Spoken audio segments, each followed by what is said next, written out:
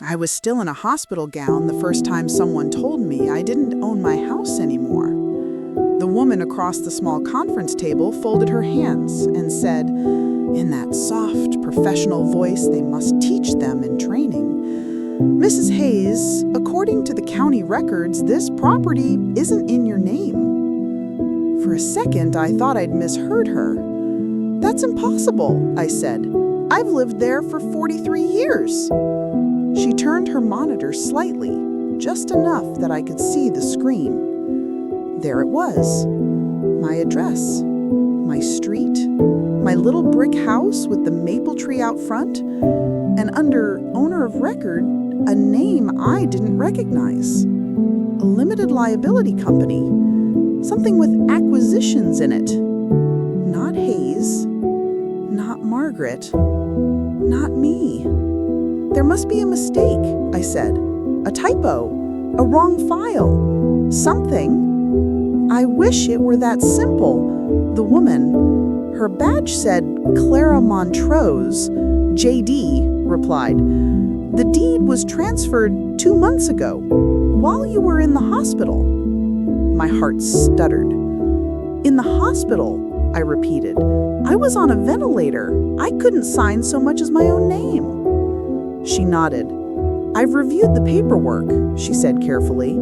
On paper, it shows that you signed a durable power of attorney last year, appointing your daughter, Laura, as your agent. And under that authority, she executed a deed of sale on your behalf. I stared at her. Laura sold my house? The words didn't make sense together. They sat there in the air like strangers.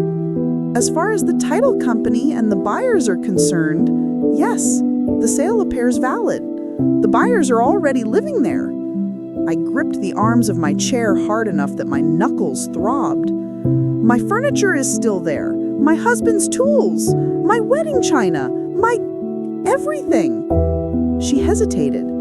I'm afraid the buyers would have had the right to remove or dispose of any personal items if they were still in the home when they took possession.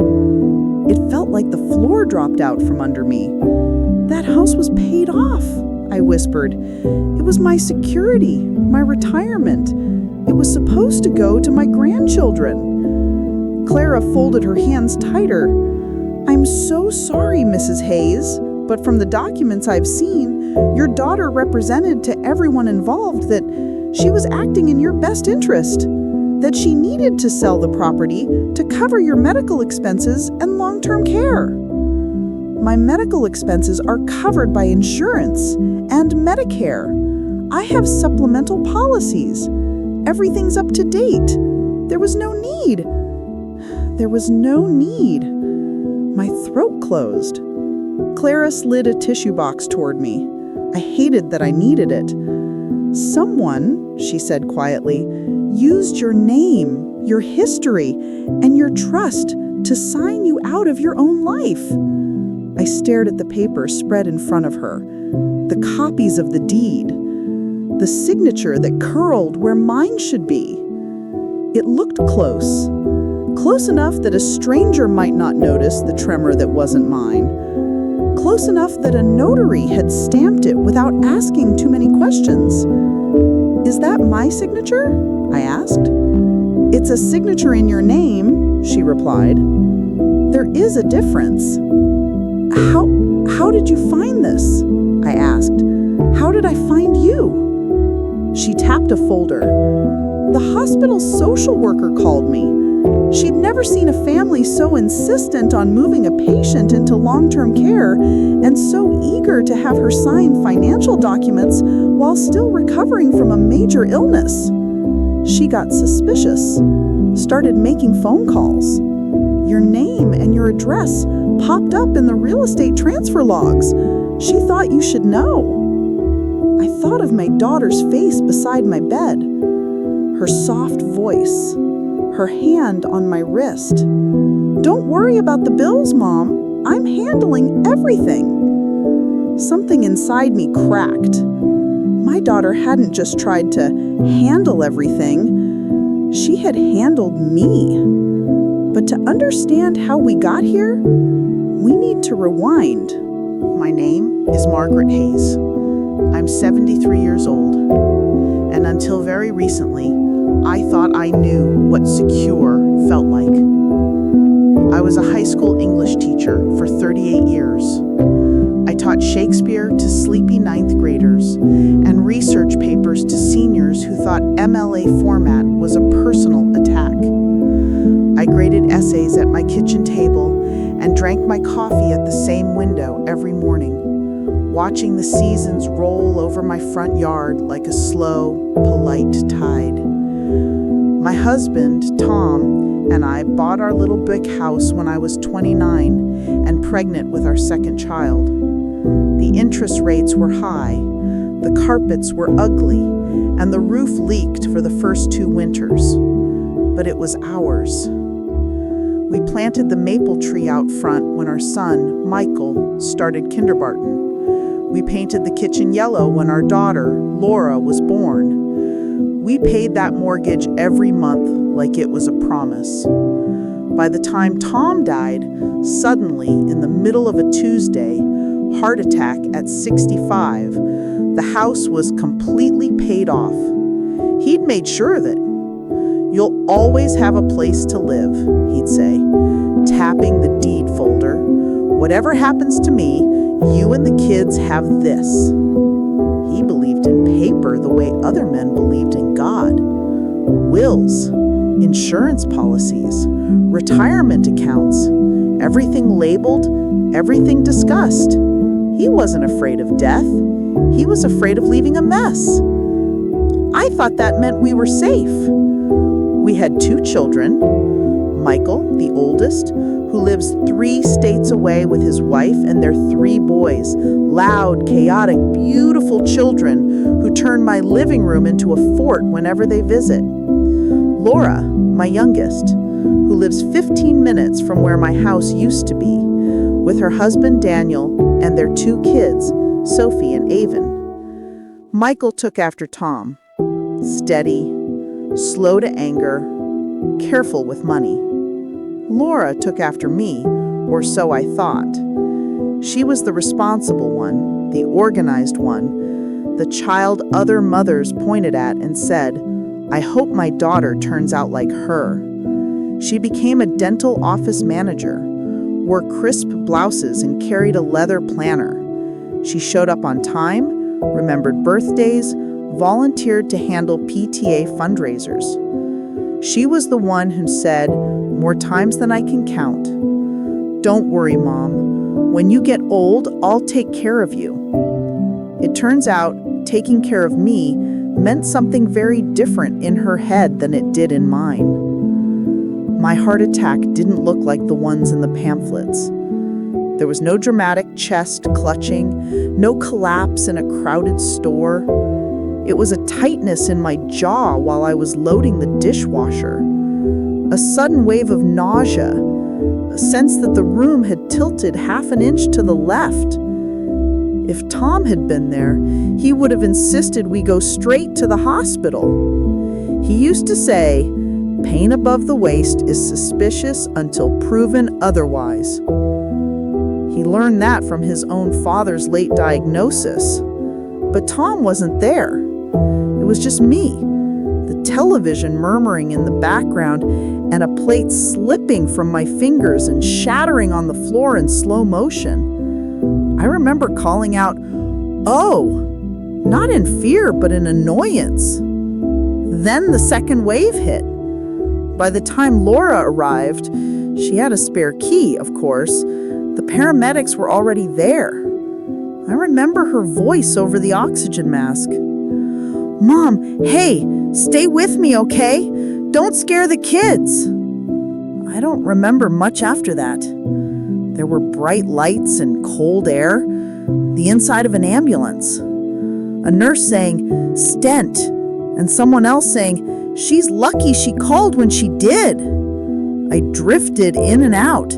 Time got slippery. Days shrunk and stretched like taffy.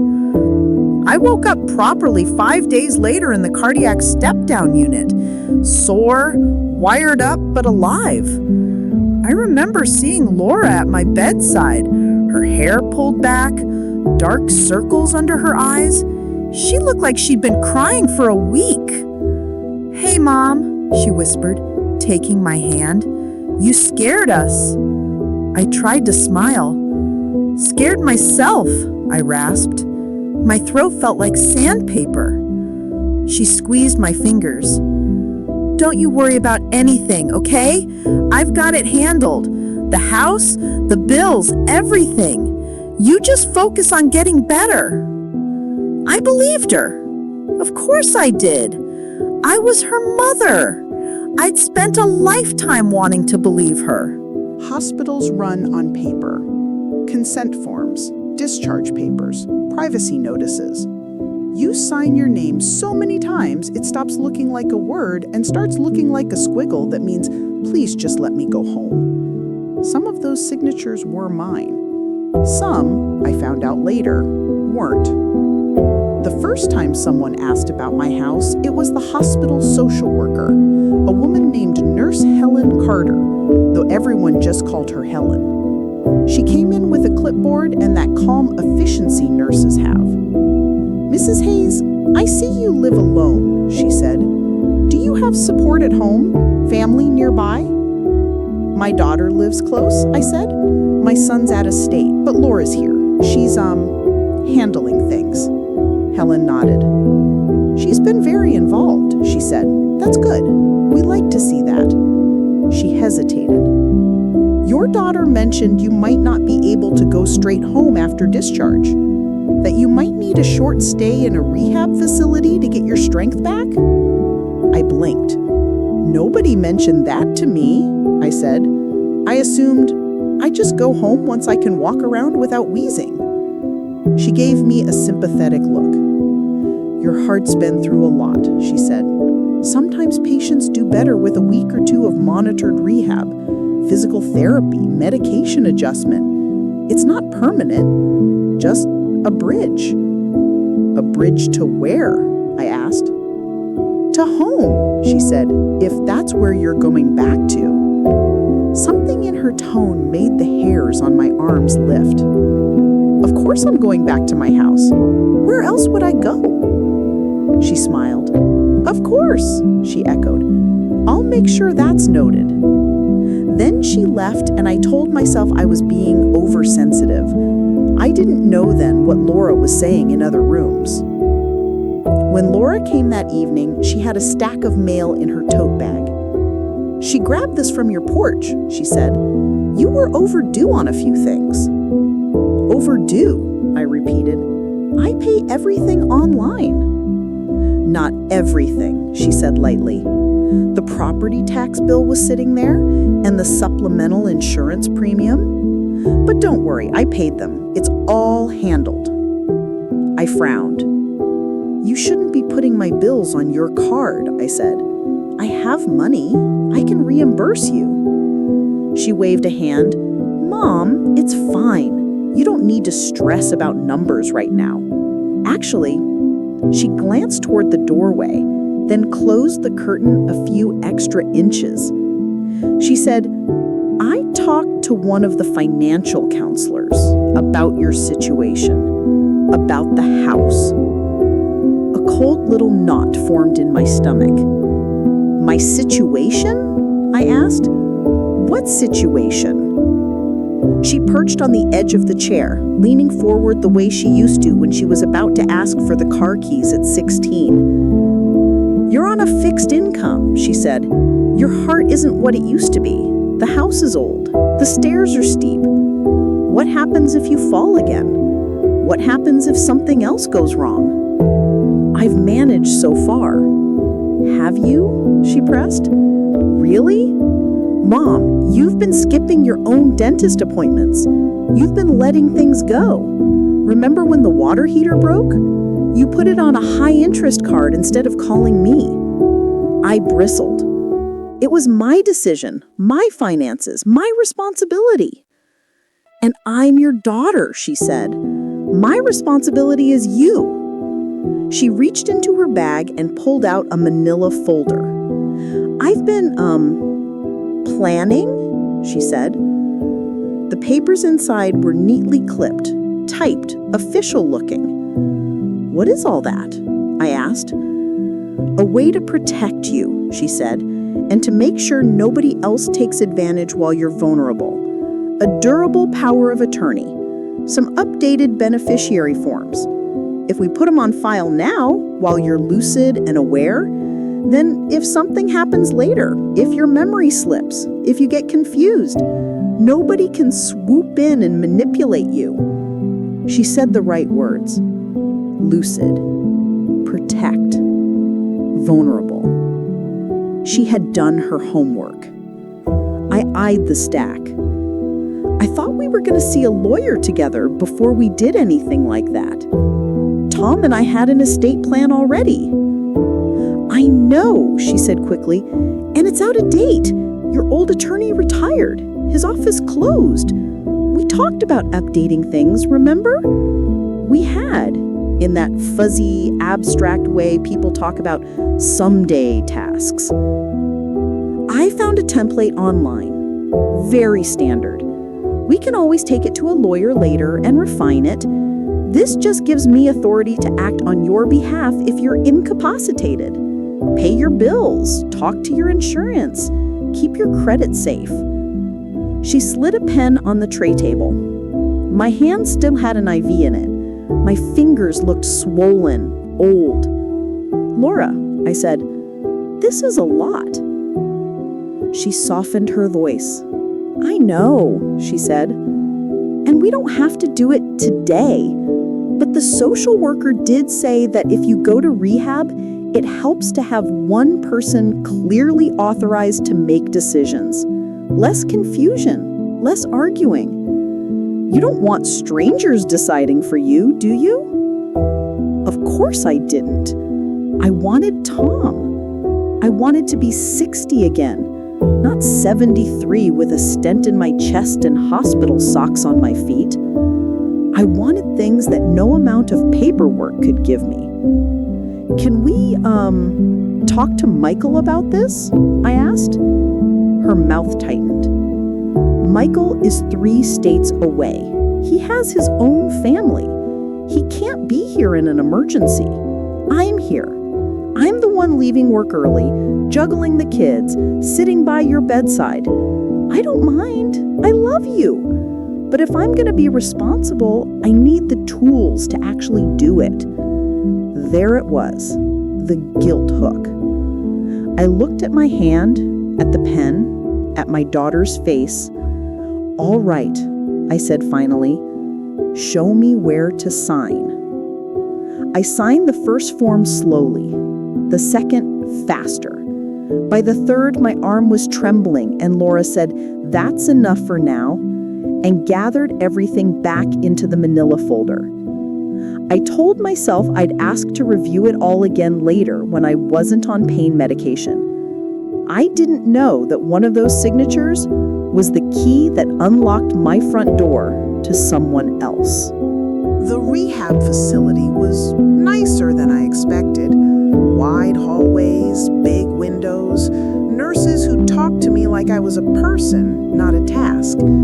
I had physical therapy every morning, occupational therapy twice a week, and enough time in between to watch daytime television and realize just how many products exist for problems I didn't know anyone had. Laura visited every other day. Michael came for one long weekend, then flew back home, torn between me and his son's soccer tournaments. "Call me if anything feels off," he said, gripping my hand. "Seriously, Mom, anything." "I will," I promised. Laura was the one who brought the practical updates. "I moved some of your clothes here," she said one afternoon. "Your church friend Janet helped me pack. We cleaned out your fridge, tossed anything expired." "Good," I said. "No sense coming home to science experiments." She laughed. "We also forwarded some of your mail to my house," she added. "Just until you're back. I'll keep an eye on bills. No late fees on my watch. should have felt relieved. Instead, a little knot in my chest tightened. "How much longer do they think I'll be here?" I asked. "Couple of weeks," she said. "They want you strong on the stairs before you go home. Safety and all that." Home. I clung to that word like a lifeline. It never occurred to me that by the time I walked out of that rehab center, the word home would be up for debate. The woman who tipped the first domino was not a lawyer or a cop. She was my neighbor. Her name is Bev, and she's the kind of woman who knows who drives down our street just by the sound of their muffler. She texts me when packages arrive at my door. She brings casseroles for every occasion, including, I suspect, days when she just wants an excuse to cook. She called me at the rehab center one afternoon while I was doing ankle circles in bed. "Hey, Margaret, you busy?" I said. "Only if you count fighting with my own foot as busy. What's up?" She cleared her throat. "I probably shouldn't be the one to tell you this, but I'd want to know." My heart ticked a little faster. "Know what?" I asked. "There's a sign in your yard, a for sale sign, big one, with one of those fancy writers that says under contract in red letters." For a second, I thought the connection had dropped. "What?" I said. "It went up a week ago," Bev said. "I figured it was some mistake. Then today, I saw people going in and out with a realtor, young couple. They were measuring the living room like they were planning where to put the couch." My world tilted. "Bev," I said carefully, "are you absolutely certain it's my house?" "I'm looking at it right now from my porch," she said. "I can text you a picture." My phone dinged a moment later. The photo was grainy, but unmistakable. My front yard, my maple tree, and a big sign, Victor Lang Realty sold. Underneath, in cheerful script, "Welcome home." I stared at the words until they blurred. "Have you talked to Laura about this?" Bev asked. "Maybe it's something to do with your tear. I don't want to jump to conclusions." I swallowed. "I will," I said. "Thank you for telling me." After we hung up, my hands shook so badly I could barely tap Laura's contact. She answered on the second ring. "Hey, Mom," she said, sounding harried. "Can I call you back? I'm in the middle of something with the kids." "Why is there a sign in my yard?" I asked. Silence. I could hear background noise, cartoons, the clink of dishes. Then slowly, "Oh, that. Yes, that," I said. She took a breath. "Okay," she said. "Don't panic, all right? It's, more complicated than it looks." "Is it?" I asked. "Because it looks like you put my home on the market without telling me." "You were in the ICU, Mom," she said, her voice going defensive. "We didn't know if you were gonna make it. The doctors were talking about long-term care, about possible cognitive issues. I did what I had to do to make sure you'd be provided for." "Provided for?" I repeated. "By selling my home?" "You have equity," she said, as if explaining math to a child. "A lot of it, sitting there in bricks and drywall. Meanwhile, you have medical bills, and the house needs upgrades if you're going to live there safely. Stair lifts, bathroom renovations, none of that is cheap." "I could have talked to you," I said. "You could have waited until I was awake at least." "We didn't have time," she insisted. "The market is shifting.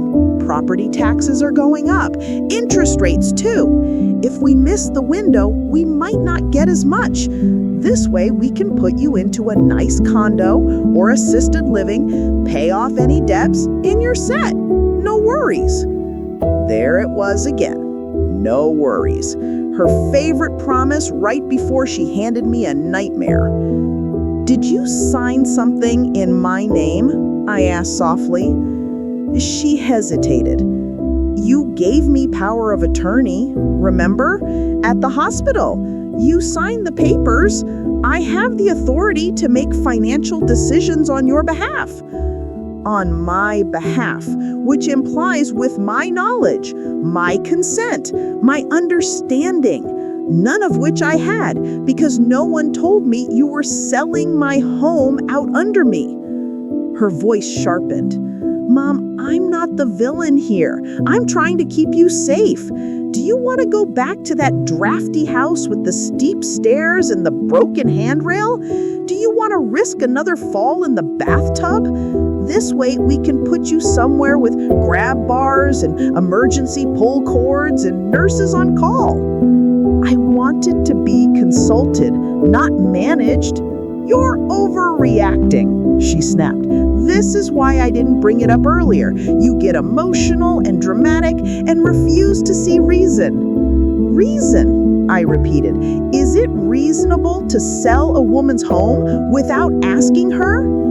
"It's reasonable," she said coolly, "to use the legal tools she signed to make sure she doesn't end up destitute in a nursing home the state chooses for her."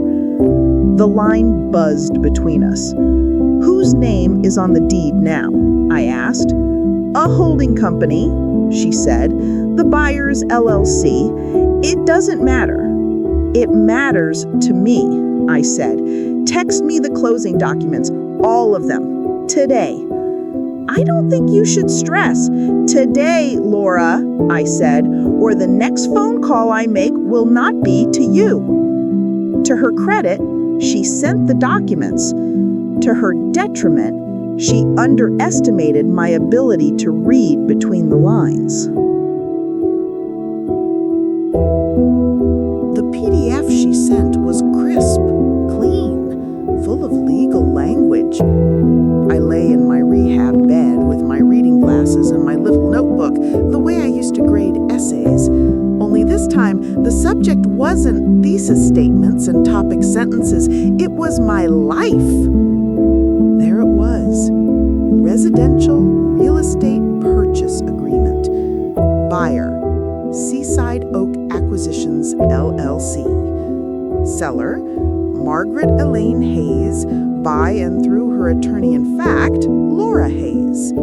Purchase price, more than I'd ever seen in one place with my name attached. Net proceeds, a number that made my stomach clench. In the wiring instructions, the money went not to an account I recognized, but to a managed trust account at a bank I'd never used.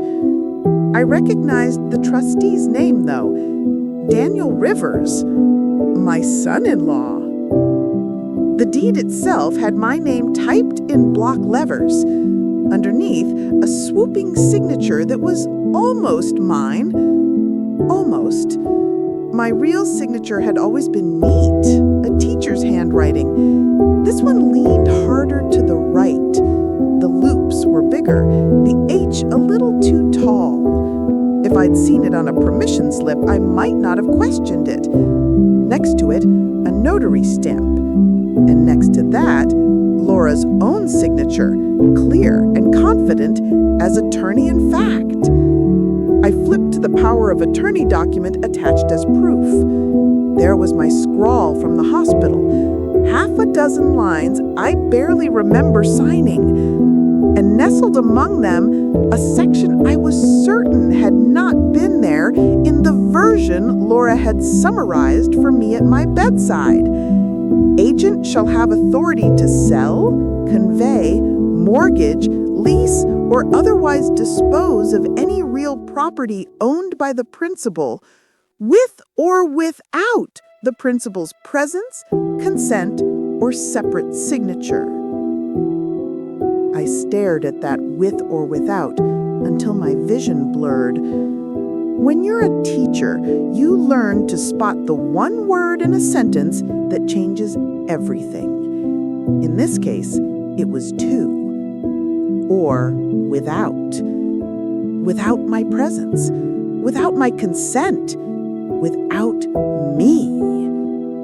I thought of all the times I'd told my students to read the fine print before they signed anything. Cell phone contracts, student loans. Somewhere, the universe was laughing at me. The next day, Nurse Helen poked her head into my room. "Got a minute?" she asked. "For you, always," I said. She closed the door behind her and sat down. "I talked to your daughter this morning," she said. "She was asking about discharge timelines. Again." "Again?" I repeated. "She's very invested," she said carefully. "Keeps pushing for you to be placed in a specific assisted living facility. Says your house has been sold, that you'll be homeless otherwise." "Homeless," I repeated, tasting the word, as if I were a stray dog. She gave me a searching look. "Is that what you want? To go from here to assisted living?" "What I want," I said, "is to go home, to my house, which apparently I no longer own." Her expression didn't change, but something in her eyes did. "I see," she said. "Has anyone explained the details to you about the sale, the proceeds?"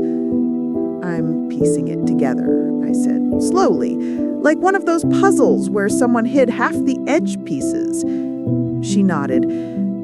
"I'm not a lawyer, but I've seen enough to know when something smells wrong.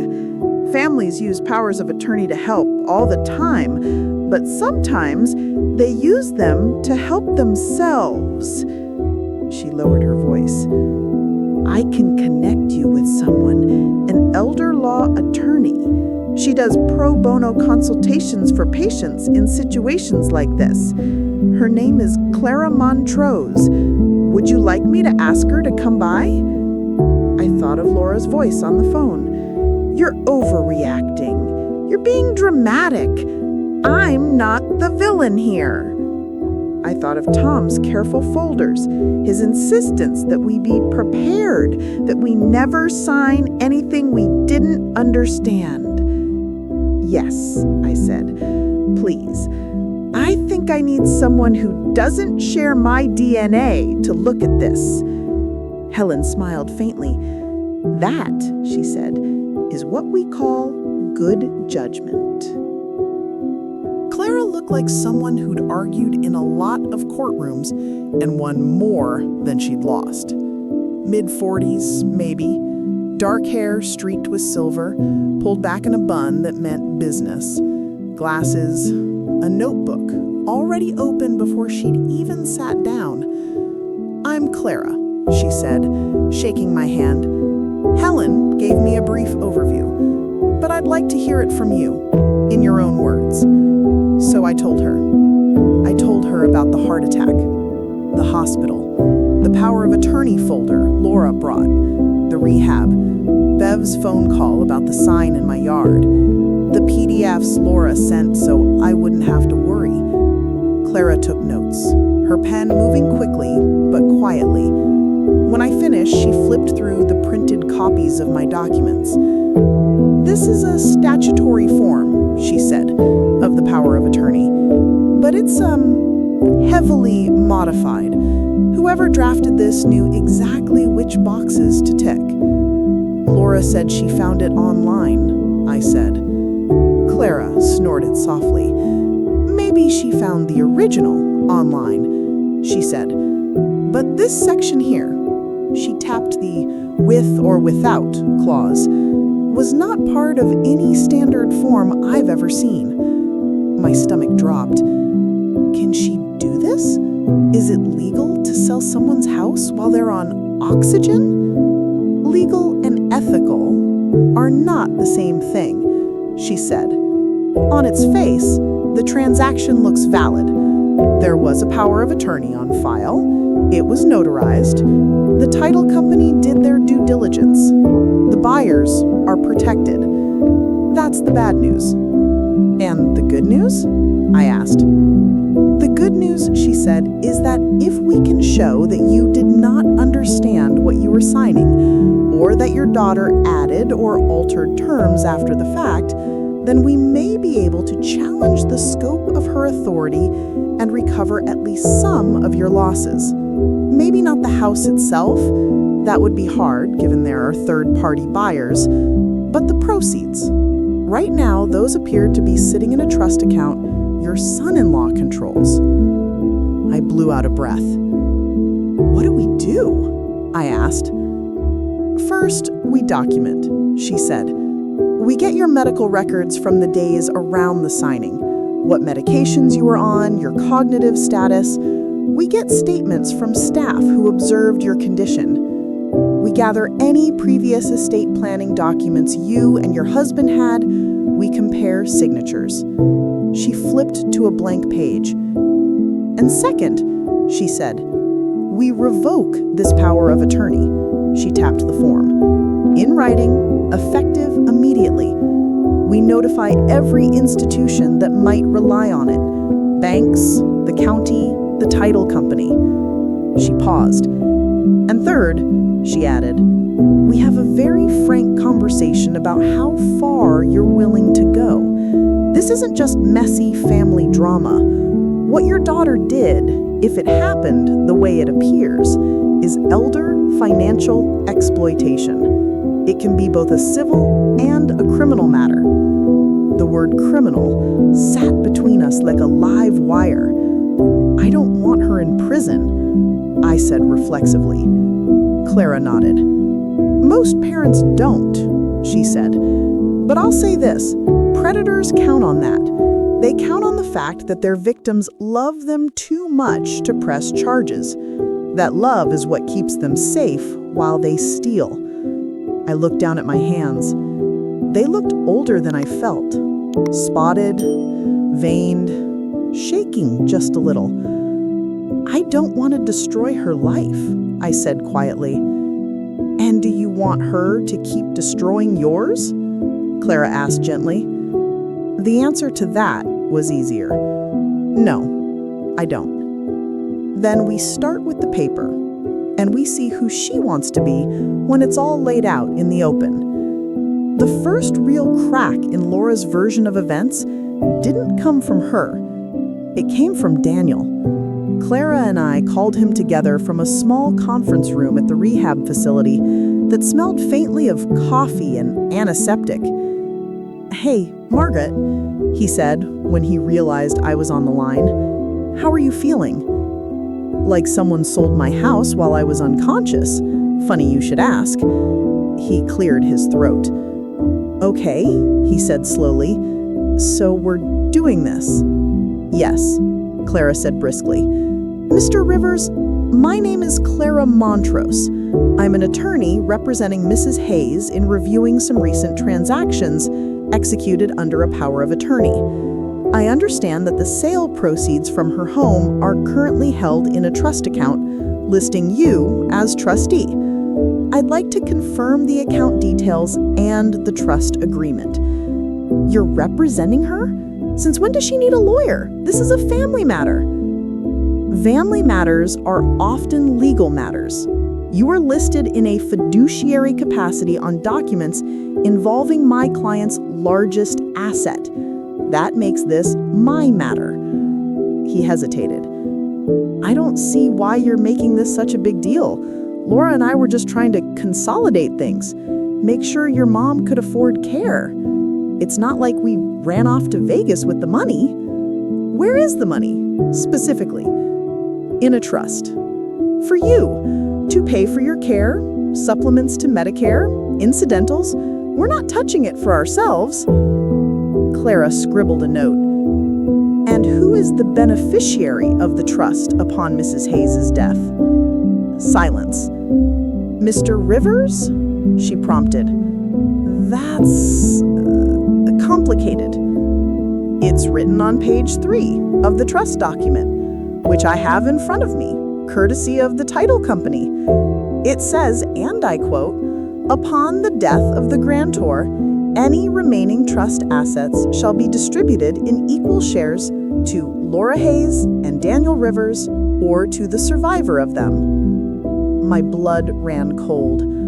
"So if I die," I said slowly, "whatever's left of the money from my house goes directly to you and Laura."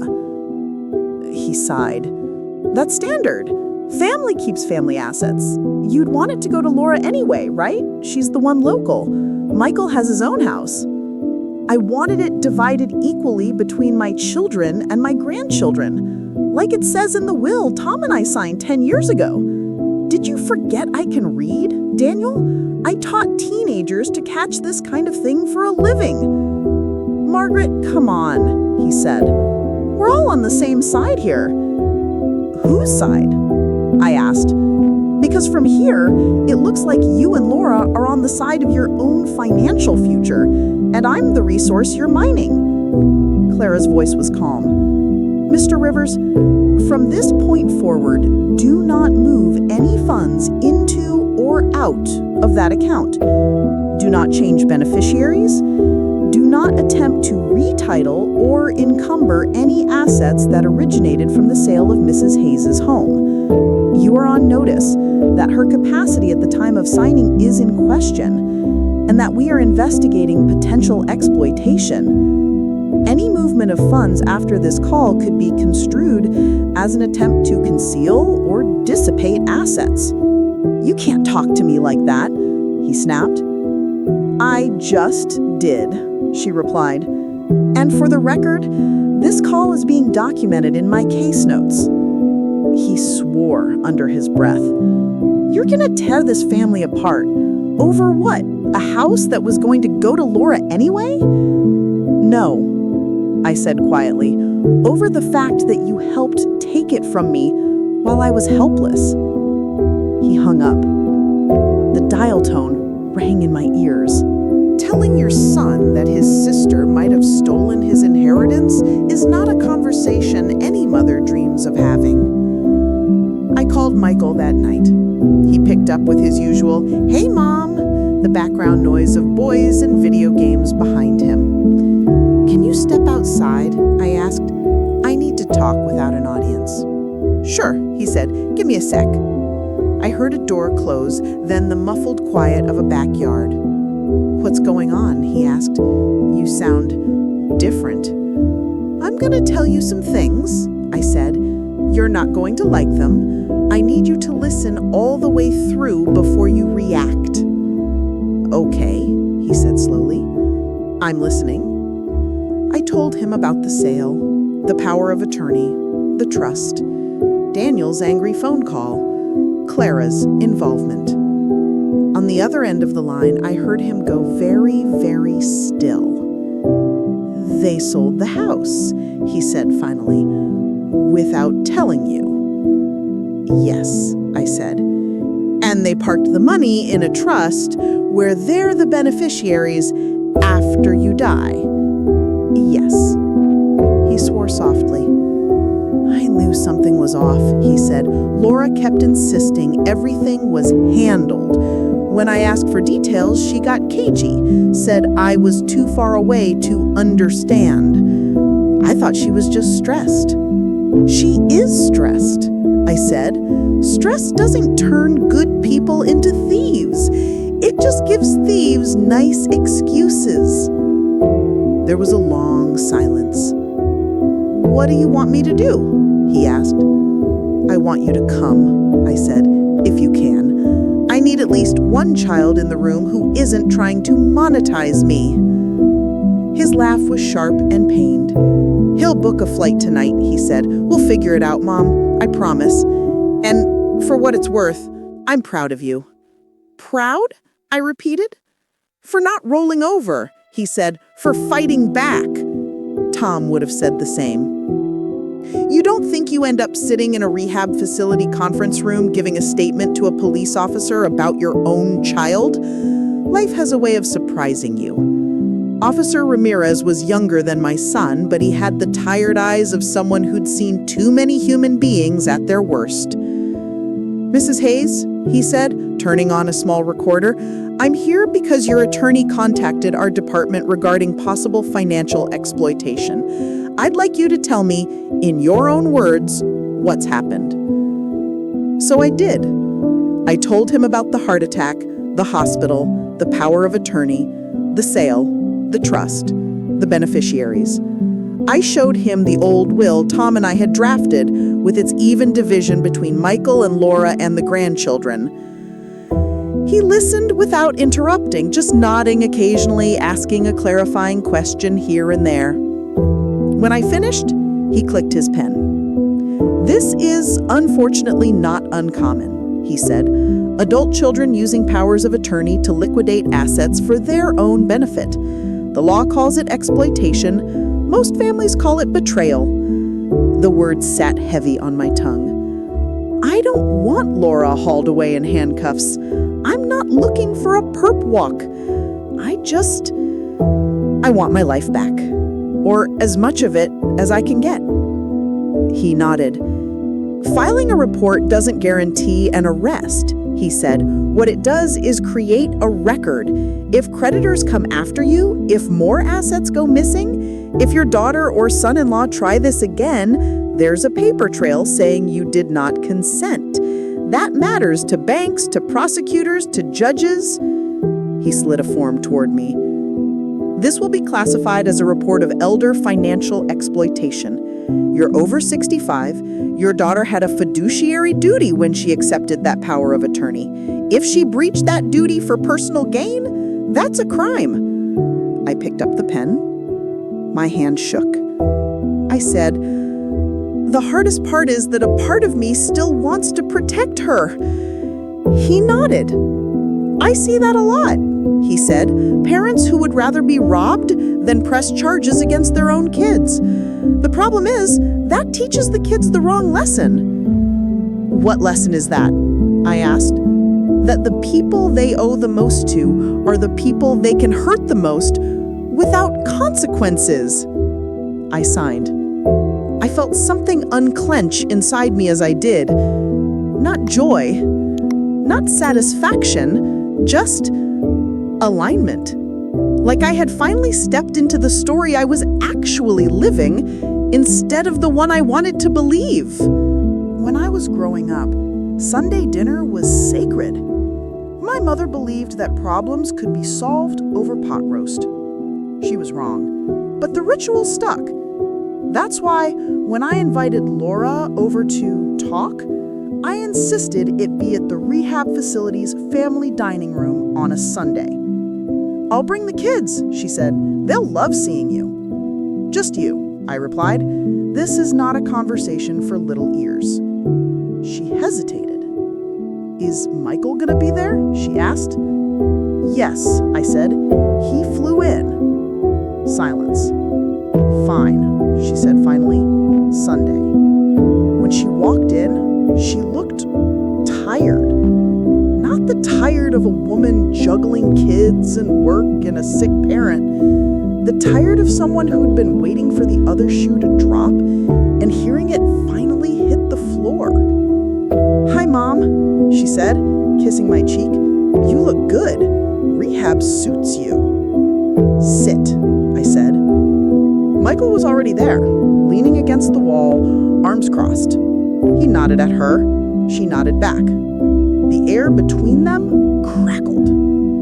"This feels like an intervention," she said, trying to joke. "In a way, it is," I said. "Sit." She sat. I placed a neat stack of papers on the table between us. Clara's notes, the trust, the deed, the power of attorney, the police report. "Do you know what this is?" I asked. She swallowed. "Mom," she said, "we don't need to do this like some courtroom drama."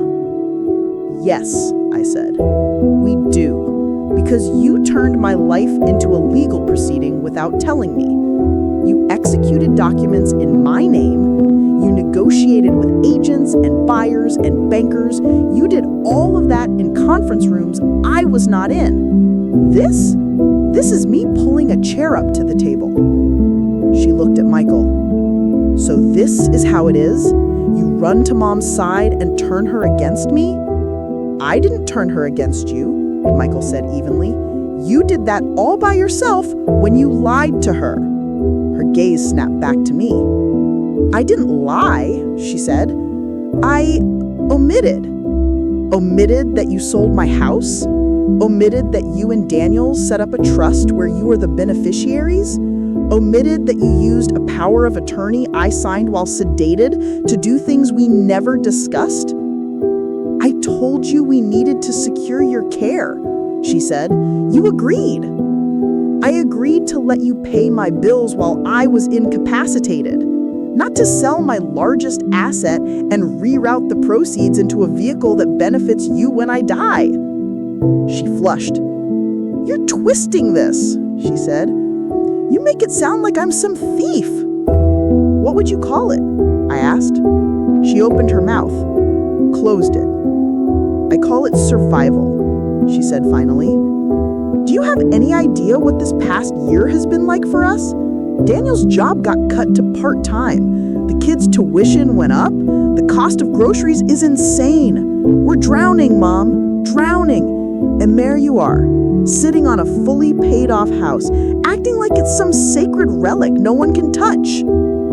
So you touched it, I said. You didn't ask. You didn't discuss. You just decided that because you were struggling, my home was the solution. It's not like that, she protested. How is it not like that? Michael cut in. You took Mom's equity, parked it in a trust with your name on it, and planned to use it for her care now and your benefit later. That's not generosity, Laura. That's strategy. Her eyes glistened.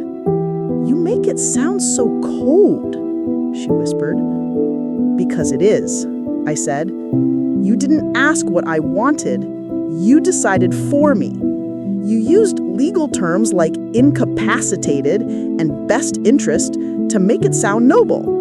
But at the end of the day, you rearranged my life so it fit more comfortably around your fears. My fears? She repeated. Of being poor, of being responsible for me without a financial cushion, of watching your lifestyle shift. You didn't trust yourself to live within your means, so you borrowed mine. She looked down. I was scared, she whispered. The doctors said you might not recover fully. They talked about dementia, about you forgetting things. I thought if I didn't act, we'd lose everything. The house, your care options. I thought I was protecting you by cutting me out of my own decisions. That's not protection, that's control. Tears spilled over. I am not a monster, she said. I didn't say you are. I'm saying you did monstrous things. There's a difference. One we can only work through if you stop hiding behind your good intentions. Silence stretched. Finally, she whispered, what happens now? I had rehearsed this part in my head, over and over. What do consequences look like when the person who hurt you is also someone you love? First, I said, the power of attorney you're holding is revoked, effective immediately. Clara has already filed the paperwork. You are no longer authorized to act in my name for any financial matters. She flinched. Fine, she said. If you don't trust me, I don't, I said. Trust is earned. You spent it. Now you start over with a balance of 0. Michael's mouth twitched, half sympathy, half grim approval. Second, I continued, the trust Daniel set up will be restructured. I will be the grantor and the primary trustee, with a professional co-trustee. Upon my death, whatever is left will be divided according to a new will. You will not be inheriting a lump sum you can burn through in a year. It will be placed in a controlled trust with strict limits and oversight.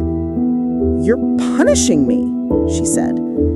"I'm protecting you from yourself," I replied, "and protecting my grandchildren from having to watch you do this again when I'm your age." She swallowed. "And the police?" she asked. "Clara said something about a report." "There is one, file number and all. Right now, the district attorney is reviewing it. They may decide this is best handled as a civil matter, with restitution and monitoring. Or they may decide to pursue charges." "You could tell them not to," she said quickly. "I can tell them I don't want to see you in prison, and I will. But I will not lie and say nothing happened. I will not withdraw the report. I will not pretend this was all a misunderstanding. You made choices. The law will decide what those choices mean." She looked at Michael. "Do you agree with this?" she asked. He held her gaze. "I agree that what you did was wrong. I agree that Mom deserves to feel safe. I agree that you need consequences that actually sting, or you'll do it again when life gets hard." She whipped back toward me. "What about us?" she asked, voice small. "Do you still want me in your life?" The question sliced through me. "I love you," I said. "That hasn't changed. It probably never will. But love isn't a blank check. From now on, there will be boundaries." "What kind of boundaries?" she whispered. "The kind where you don't have a key to my home. The kind where you don't touch my mail. The kind where we don't mix your financial emergencies with my assets. You want a relationship with me, it will not be built on how much of my stability you can tap into. It will be built on honesty and respect. If you can't do that, then the answer to your question is no. I don't want you in my life." She pressed her lips together, fighting fresh tears. "It hurts," she said. "It's supposed to," I replied gently. "Pain is what tells us where the wound is." By the time I was discharged from rehab, my house was no longer physically mine. The young couple who'd bought it had already moved in. They'd painted the front door a cheerful blue. There was a stroller on the porch where my old rocking chair used to sit. Clara strongly advised against trying to unwind the sale. "They're bona fide purchasers," she said. "They acted in good faith. They relied on valid documents. Going after them would be costly and cruel, and it probably wouldn't work." "So I just let them live in my memories?" I said. "In your old walls," she corrected. "Your memories live wherever you do." In the end, we negotiated a different kind of homecoming. Clara, Michael, and I sat down with the buyers and their lawyer. We explained, carefully, what had happened, that my daughter had used a power of attorney in ways I had not intended. The buyers looked horrified. "We had no idea," the young woman said. "We just thought it was an older lady downsizing." "You didn't do anything wrong," I said. "You wanted a home? You found one. You paid for it. That's more than I can say for some people." We struck a compromise. They agreed to let me come by once, maybe twice, to collect sentimental items that had been left behind. Tom's toolbox, the photo albums, the quilt my mother made. Things that had no market value but deep personal worth. In return, we agreed not to pursue any action that could cloud their title or threaten their occupancy. It was one of the strangest days of my life, walking through that house as a guest. The walls were the same, the floor creaked in the same spots, but the furniture was different. The smells, the sounds, the rhythm. "This used to be my bedroom," I told the new owner as we stood in the doorway. "My husband died in that bed." She looked at me with wide eyes. "I'm so sorry," she said. We'll take good care of it. I promise." I believed her. As I carried out my box of photo albums, Bev waved at me from across the street. "Change of address?" she called. "Change of everything," I replied. In the end, I didn't move into the fancy assisted living facility Laura had picked out without my input. I moved into a small, sunlit apartment in a complex for seniors who can still live independently, but like knowing there are grab bars in the bathrooms and an elevator down the hall. "I feel like I'm in college again," I told Michael on move-in day, looking at the blank walls. "Only this time, I have more pills and less patience." He laughed. "We'll get your pictures up," he said. "Make it feel like you." Laura showed up halfway through the move with Sophie and Evan in tow. "Grandma!" they shouted, barreling into my arms. "Careful," Laura said automatically. "Grandma's still fragile." "I'm not glass, just upgraded with warning labels." She managed a small smile. "I brought your teapot," she said, lifting a carefully wrapped bundle from a bag. "From the house. I knew you'd want it." It was the blue one Tom had given me for our 10th anniversary. "Thank you," I said. "For that, at least." We danced around each other for a while after that. Short visits, surface conversations, no mention of trusts or lawyers or police. Consequences have long shadows. About 4 months after the report, after the trust restructuring, after the move, I got a letter in the mail. Not from a bank, not from a lawyer, from Laura. The envelope had her neat handwriting on it, no return address necessary. Inside, 2 sheets of lined paper written in blue ink. "Mom, I've been trying to say this out loud and failing, so I'm writing it instead.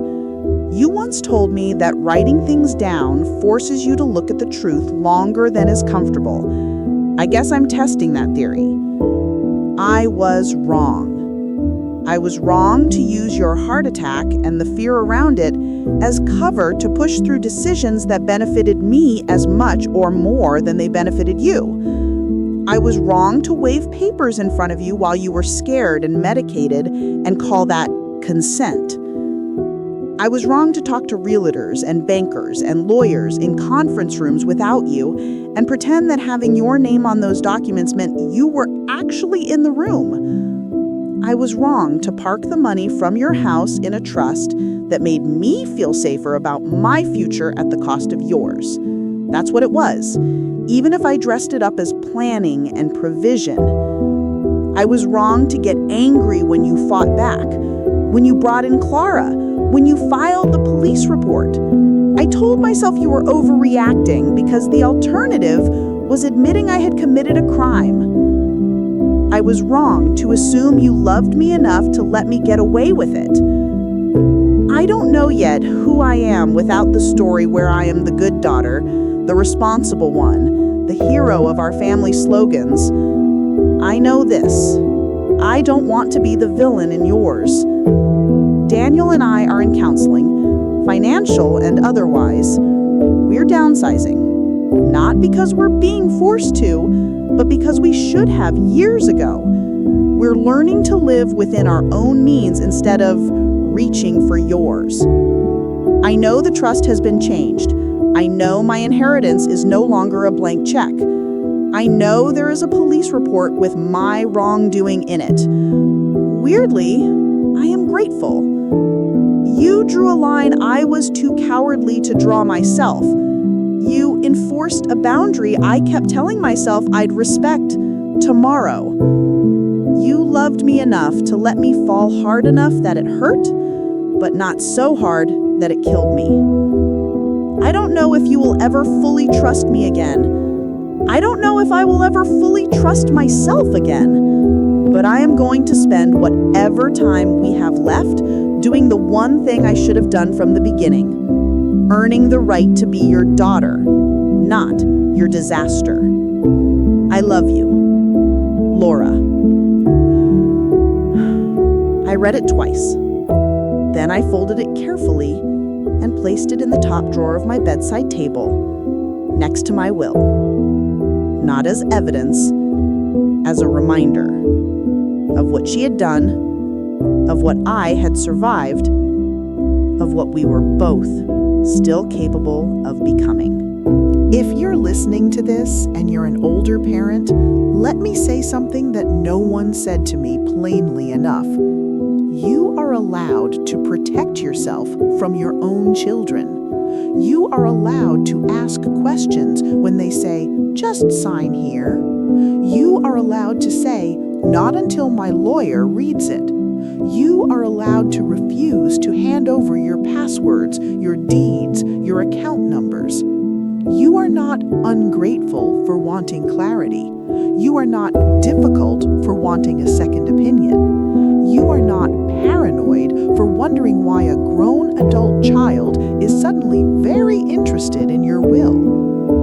We live in a world that teaches mothers that our bodies are for our children, our time is for our children, our savings are for our children, our retirement is for our children. No one tells you that if you give them everything without a boundary, some of them will take your name next. You cannot teach responsibility by cushioning every consequence. You cannot buy love with deeds and account balances. You cannot, no matter how desperately you want to, protect your child from the pain of their own choices by offering yourself up as a shield forever. At some point, you are not saying, "I love you." You are saying, "I am willing to disappear so you don't have to grow up." I almost disappeared into legalese, into other people's decisions, into a narrative where mom is an asset, not a person. Saying no to that wasn't cruelty, it was self-respect. I still dream about my old house. Sometimes I'm in the kitchen, making tea in the blue pot, sunlight coming through the window just so. Sometimes I'm in the backyard, watching Tom rake leaves while the kids jump in the pile. Sometimes in the dream, there's a for sale sign. Sometimes there isn't. I wake up in my apartment, the light different, but still mine.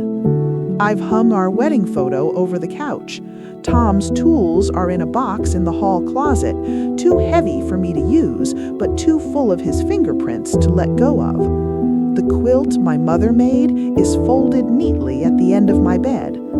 Michael calls every Sunday. Laura comes by on Tuesdays, alone. We drink tea at my small table and talk, sometimes about the kids, sometimes about the past, sometimes about money, with a frankness we never had before. She doesn't have a key. She doesn't touch my mail. When a bill confuses me, I call Clara or the bank directly. I keep a small notebook by the phone. I write down names, dates, reference numbers. Not because my memory is failing, but because paper is my armor now, too. The other day, Sophie asked me, "Grandma, why don't you live in the house with the tree anymore?"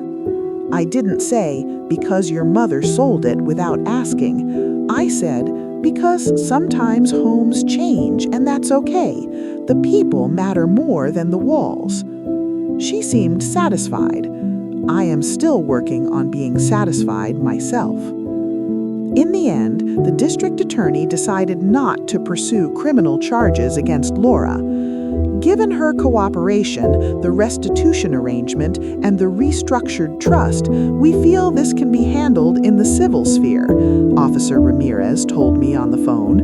But the report stays on file. If anything like this happens again, to you or to someone else, this will matter. I thanked him. Then I sat in my chair by the window and let myself feel complicated. Relief, sadness, gratitude, anger that still flared occasionally like an old injury in bad weather. I didn't get my house back, but I got something else. My name, on my accounts, on my decisions, on my boundaries. I rewrote my will. I restructured my power of attorney with a provision that any agent who uses it to transfer real estate must obtain a written, notarized confirmation of my consent with a third-party witness unless two independent physicians declare me permanently incapacitated. It's a mouthful. It's also a shield. I thought for a long time that loving my children meant trusting them blindly. Now I understand that loving them and myself means trusting what their actions actually show, not just the stories we all tell about who we are. My daughter sold my house while I was in the hospital, so I hired a lawyer. I filed a report. I followed the paper trail and protected what I had left. And then I did something I didn't know I was allowed to do. I forgave her, but I never again gave her the power to sign away my life. Not my deed, not my accounts, not my name. Because I'm not just mom, not just grandma, not just a convenient signature someone can use when things fall apart. I am Margaret Hayes, teacher, widow, mother, human being, and I am the only one who decides what my name is worth. If this story touched your heart, you're welcome to like, comment, and subscribe. Thank you for being here. Until the next story.